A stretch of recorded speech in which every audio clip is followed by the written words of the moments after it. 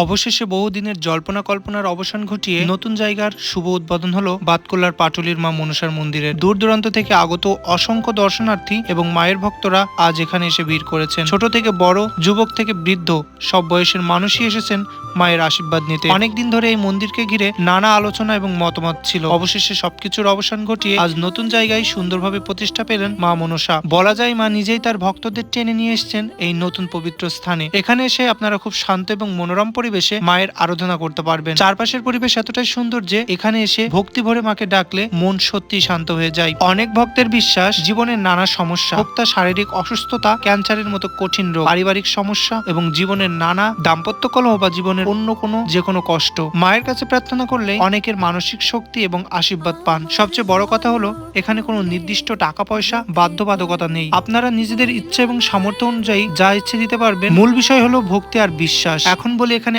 আসবেন কিভাবে। প্রথমে আপনাদের আসতে হবে বাতকুল্লা স্টেশনে। স্টেশন থেকে বেরিয়ে 1 নম্বর প্ল্যাটফর্মের দিকে এসে যদি বলেন পাটুলি মা মনসার মন্দিরে যাব, তাহলে অটো বা টোটো 15 টাকায় এখানে নিয়ে চলে আসবে। তাই সময় পেলে একবার অবশ্যই আসুন এই পবিত্র স্থানে, মায়ের আশীর্বাদ নিয়ে যান এবং সবকিছু সময় ভালো কাটান এই সুন্দর এবং শান্ত পরিবেশে। আর ভিডিওটা সবাইকে জানতে অবশ্যই শেয়ার করে দিন।